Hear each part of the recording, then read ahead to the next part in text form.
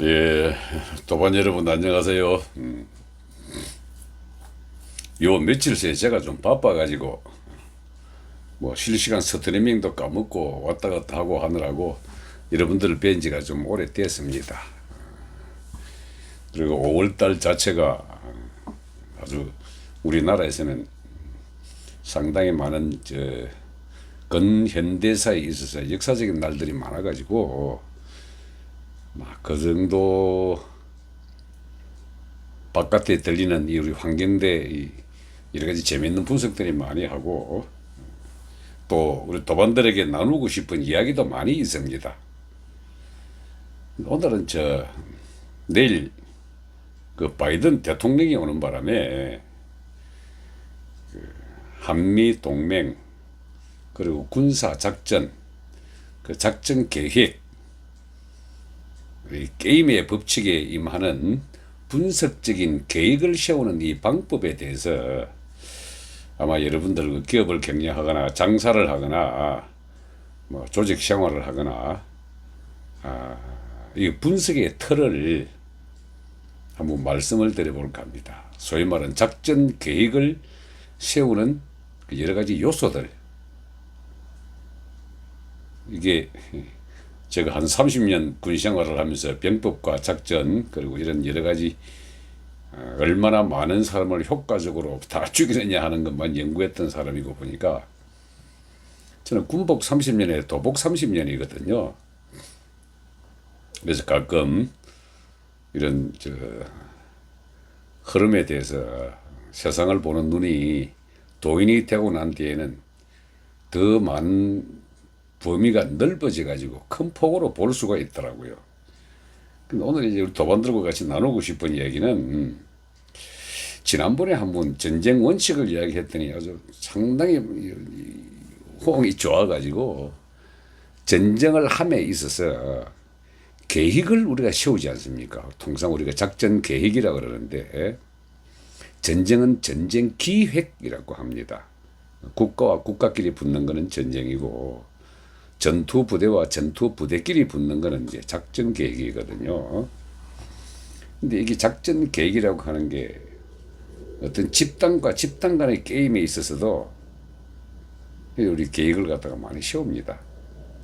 근데 이게 계획을 세우는 데 있어 가지고 구체적으로 어떤 방법으로 계획을 세우느냐 이거 군사적인 관점에서 쓰고는 이 계획을 수립하는 이 과정을 보면은 그게 그대로 실생활에다 적용이 됩니다. 제가 장사를 하건 큰 기업 경영을 하건 또는 어떤 조직과 조직을 꾸려 나가든 이걸 어차피 이 삶이라고 하는 게 게임이기 때문에 생존의 게임이기도 하고 돈의 게임, 출세의 게임, 명예의 게임, 이성의 쟁탈을 위한 쟁탈 게임 뭐 등등 이런 게 다 이제 삶 자체가 게임이기 때문에 게임을 지배하는 그 승리로 가져오기 위한 계획을 작성함에 있어서 어떠한 요소들을 가지고 작성을 하는가. 그 이제 군사적인 관점에서 제가 말씀을 한번 드리죠. 소위 말하는 작전 계획 작성하는 내용입니다. 크게 5가지로 나눕니다. 계획을 작성할 때는 어떤 계획을 작성하든 간에 제일 기초가 되는 것은 우리가 정보라고 이야기합니다. 삶에 있어서 정보는 우리 영어로는 인포메이션이지만은 군사작전 또는 국가작전에 있어 가지고 이 정보는 인텔리전스라고 이야기합니다. 그래서 나라에는 정보기관이 있죠. 우리나라 정보기관은 국가정보원입니다. 근데 군사의 정보의 관점은요, 우리 정보사령부가 있고 그 정보를 갖다가 관장을 하면서도 적에 관한 정보는 정보사령부지만은 아군에 관한 정보도 동시에 필요하거든요. 제가 이 정보를 갖다가 4가지 정도로 크게 분석을 하는데 그래서 정보의 제일 첫 번째는 지형입니다. 지형. 땅의 생김새, 하천의 흐름, 산의 높낮이, 그리고 우리가 가야 할 길, 저기 내려오는 길 등 제일 중요한 것을 제일 1번으로 지형을 꼽습니다. 우리 도인들의 용어로는 지기, 땅의 기운을 보는 거죠. 두 번째, 정부에서는 기상을 봅니다. 날씨죠, 날씨. 춥냐, 덥냐, 비가 오냐, 눈이 오냐, 달밤이냐, 흐리냐, 뭐 기타 이런 거 이제 지형, 기상.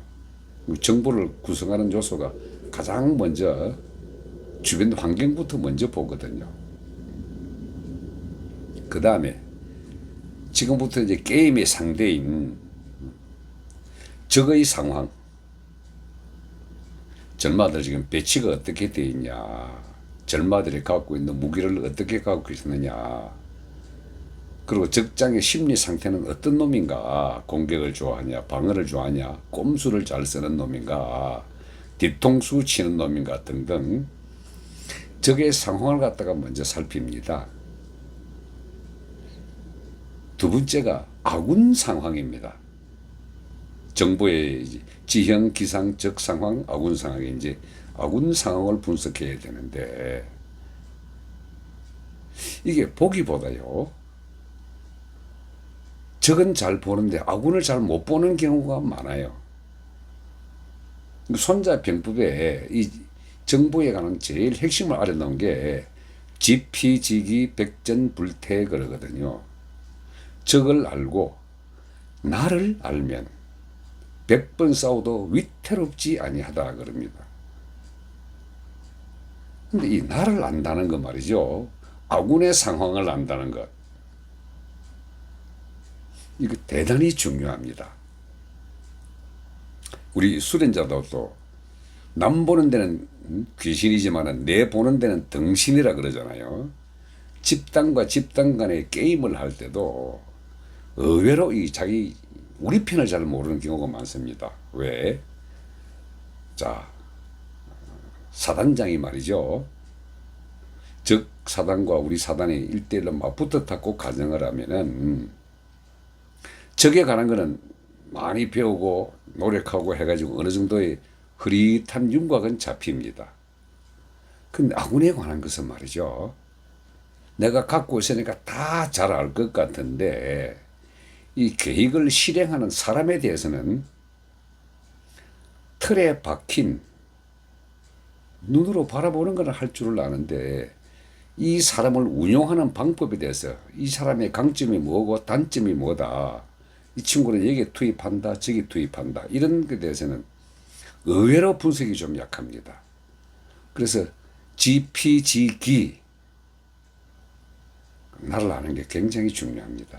예를 들어 사업을 하더라도 대부분의 이제 이 사장님이 이제 모든 결정권을 가지고 있잖아요.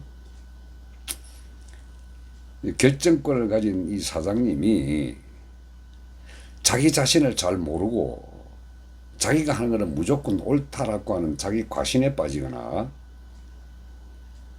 내가 지향하고자 하는 방향과 목표에 대해서 선택을 해야 되는 그 과정에서 자기 자신을 잘 모르고 외부 상황에 맞춰 가지고 선택을 하는 경우가 많습니다. 이거요, 위험하죠. 주로 그래가지고 이제 아군 상황을 잘 알기 위해 가지고 참모들을 많이 썼는데, 또 강력한 지휘관일수록 참모들 의견을 잘 안 들어요. 그래서 아군 상황을 갖다가 아주 면밀히 잘 분석을 해줘야 됩니다. 내가 식당을 경영하더라도요, 적 상황이라고 하는 것은 주요 고객들이죠.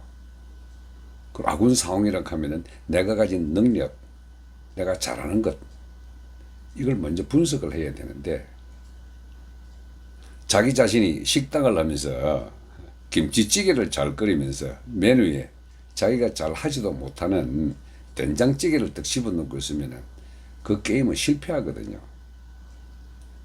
그래서 적 상황을 잘 분석하고, 적은 이제 배치, 규모, 무기 체계, 적의 사기 심리 상태, 적 적장, 적 부대를 지휘하고 있는 적장의 성향까지도 적 상황은 다 들어가야 됩니다.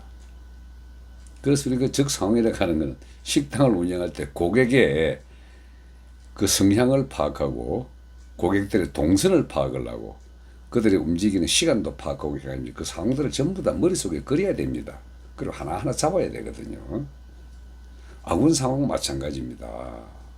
아군의 현 배치, 아군의 무기 체계, 그 지원 상황, 병력 숫자, 그리고 이 병력들을 지휘하는 아군 부대 지휘관들의 능력, 그들의 성향, 이걸 다 꿰차고 있어야 됩니다. 그런 말이죠. 이것들이 이제 다 기초가 돼가지고 정보가 하나로 딱 취합이 되고 되면은 그때부터 이제 계획을 세웁니다. 자, 이 계획을 세우는 게 말이죠. 여러분 얼렁뚱땅 세우는 것 같죠. 계획을 세울 때는 철저하게 이기고자 하는 그 목표를 딱 정해놓고 전쟁 원칙 목표가 있지 않습니까? 이 목표를 달성을 하기 위해 가지고 우리가 방향과 방법을 결정하는 것이 이게 이제 계획인데 계획은 하나의 계획이 있는 게 아닙니다. 이기기 위한 계획을 말이죠. 하나, 둘, 셋, 네 개 정도. 그래서 군사 용어로는요, 이걸 방책이라 그럽니다. 내가 쓸 수 있는 그 수단을 갖다가 이렇게 쓰냐, 이렇게 하냐, 이렇게 하냐, 이렇게 하냐. 그래가지고 네 가지 방책 또는 다섯 가지 방책을 다 이렇게 구상을 합니다. 방책 1, 방책 2, 방책 3, 방책 4. 계획을 짤 때 말이죠. 그럼 방책 2, 3, 4 딱 제껴 놓고요. 방책 1 하나만 딱 놓고 시나리오를 구성을 합니다. 이게 자, 이 방책에 제일 먼저 이기기 위해 가지고는 전쟁의 원칙에서 공세의 원칙이다. 그럼 내가 공격을 하겠다라고 마음을 하게 되면은 이 공격이 돼 가지고 지형, 기상, 적 상황, 아군 상황, 적의 사기, 적장의 심리 상태를 다 머릿속에 딱 그린 다음에 내가 공격을 하기 위해 가지고는 언제 공격하는 게 좋은가 하는 시기를 잡고 공격해야 될 장소를 잡고 그렇게 하면서 한 단계 한 단계 올라갈 때 이때 사용하는 무기도 잡고 그 무기를 쓸 때도 어떤 걸 먼저 쓸 것이냐. 왜 이게 내가 아군 상황을 이야기하느냐 하면은 적을 잡을 때 전쟁의 가장 기본은 먼 데 있는 것부터 먼저 조지거든요. 정면에 대치하고 있는 이 부대는 맨 나중에 조집니다. 그리고 뒤에 있는 우리를 통상 얘기는 예비대라고 이름을 붙이는데 그 뒤에 있는 예비대를 먼저 깨부셔야만이 앞에를 깨부시거나 뭐 그 뒤에 달아 들어온 놈들을 갖다 없애버리는 거거든요. 맨 뒤에 놈을 깨부시는 수단을 우리가 뭘로 할 것인가. 그래서 우리 아군 상황을 살펴볼 때 우리가 공군이 우세하면 제일 먼저 뒤에 있는 적은 공군으로 먼저 때립니다.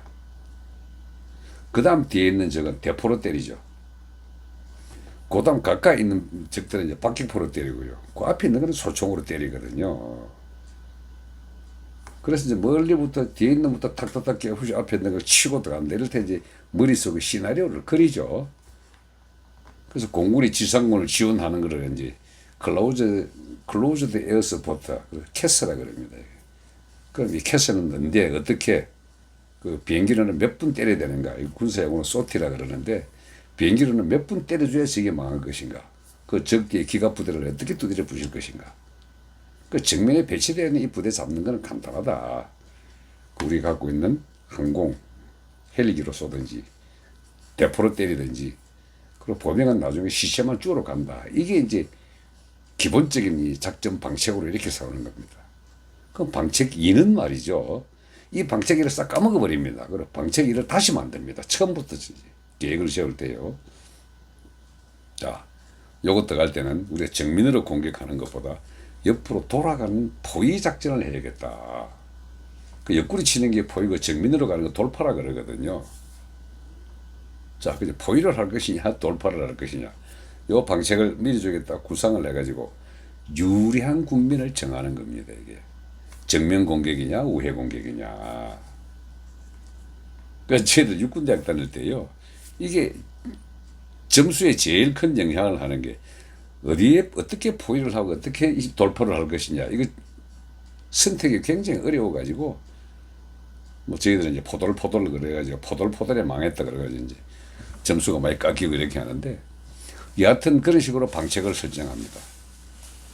그 두 번째 방식이 그렇다면 또 세 번째 방식도 첫 번째 방책, 두 번째 방책을 싹 지워버리고 또 세 번째 가능한 방책을 머릿속에 구상을 합니다. 야, 공격해서는 안 되구나. 먼저 방어를 해가지고 저걸 이 땅의 생김새를 봤을 때는 공격보다는 방어가 훨씬 유리하겠다. 우리가 높은 데 위치하고 산이 좌우측으로 날개 펼치가 있는데 적이 공격할 때는 이렇게 하면 이쪽으로 흡수해가지고 절마다를 몰창 죽이자. 이런 식으로 방어냐 공격이냐, 이것도 방책을 딱 선택을 해가지고 결정을 합니다. 자, 내가 방어를 택했다. 그러면은 이 방어를 하기 위해 가지고 또 시나리오를 마치 영화 카는 같이 시나리오를 구성을 합니다.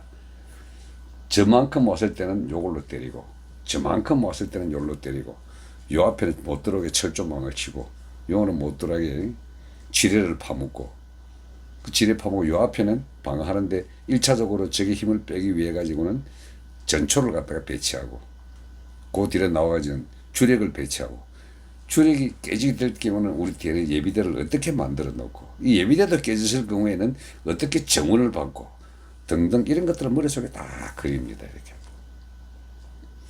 그래서 방책 1, 2, 3, 4를 딱 만드는, 이 방책을 만드는 게 이제 작전 참모가 하는데, 이 방책 1, 2, 3, 4에 대한 장단점을 1, 2, 3, 4를 나누고 장점, 단점, 장점, 단점을 다 비교를 합니다. 이렇게.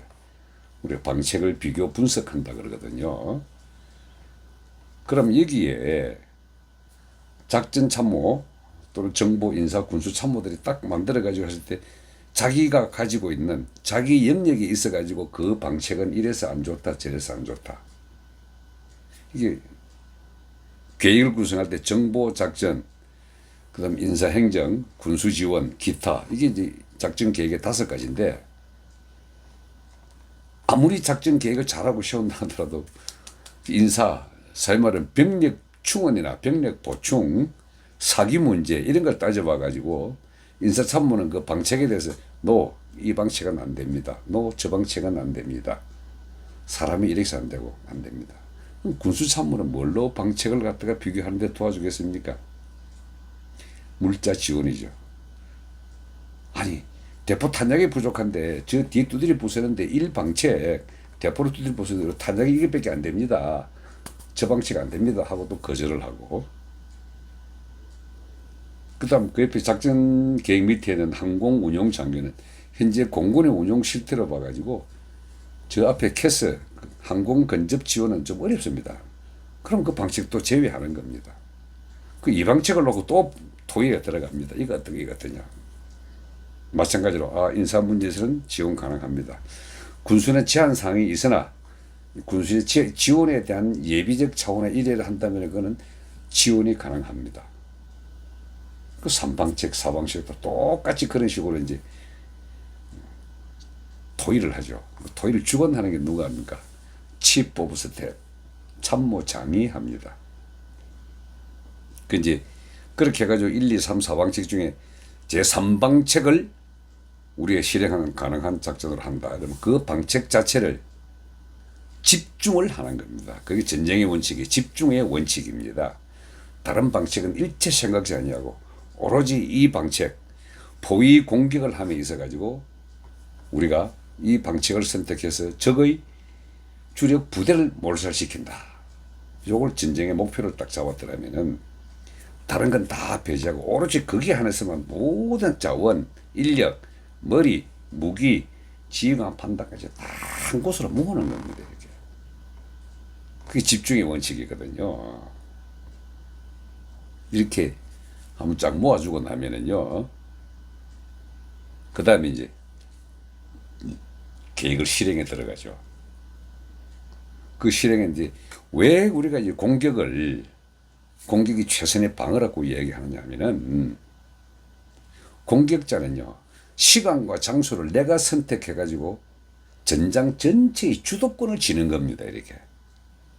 그럼 내가 이거 하다가 실패하고 약간 하면은 빨리 방향을 바꿔가지고 이 방식으로 들어가고 이 방식으로 중간중간에 융통성 있게 축축축축 바꿔간다.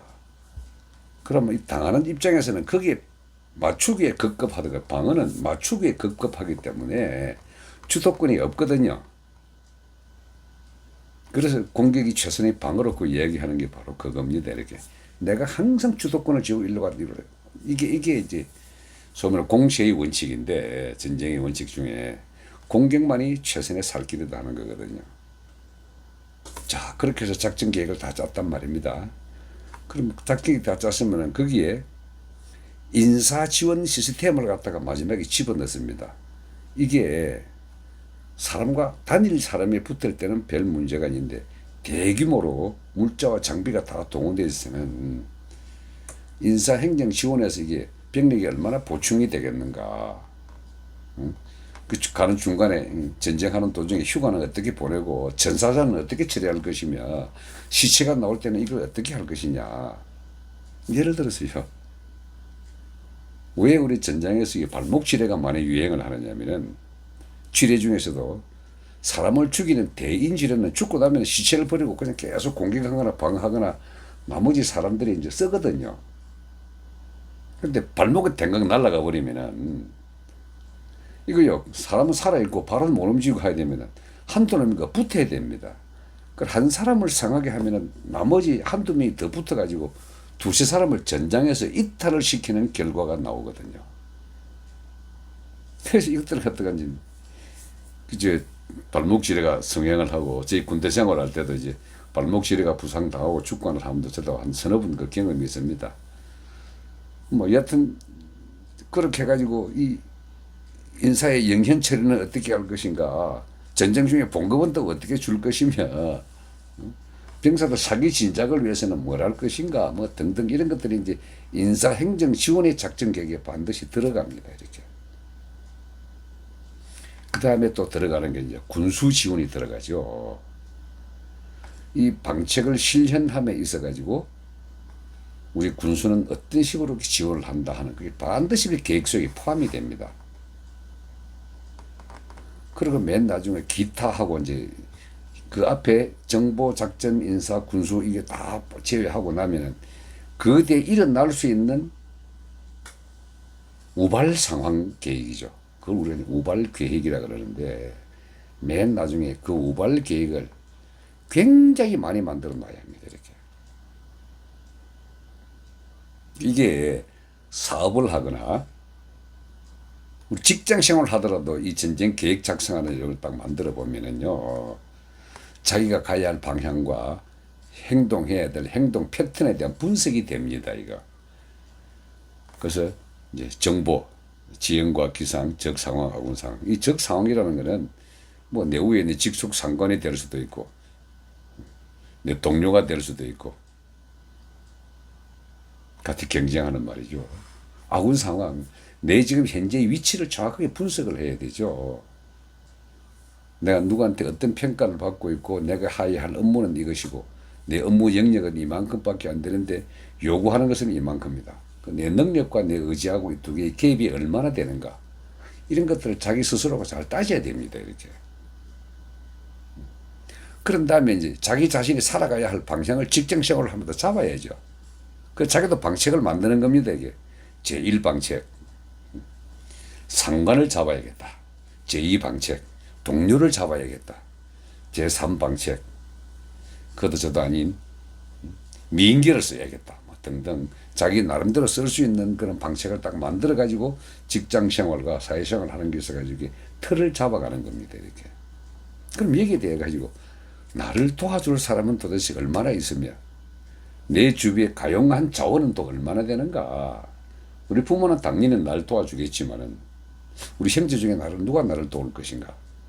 그 주변에 자기 인맥을 구성하고 있는 이것들을 다 하나 분석을 해가지고 자기 인맥을 구성하는 작업을, 그럼 내가 이번에는 이렇게 한다, 저렇게 한다, 그런 식으로 삶의 틀을 자기가 정할 수가 있거든요.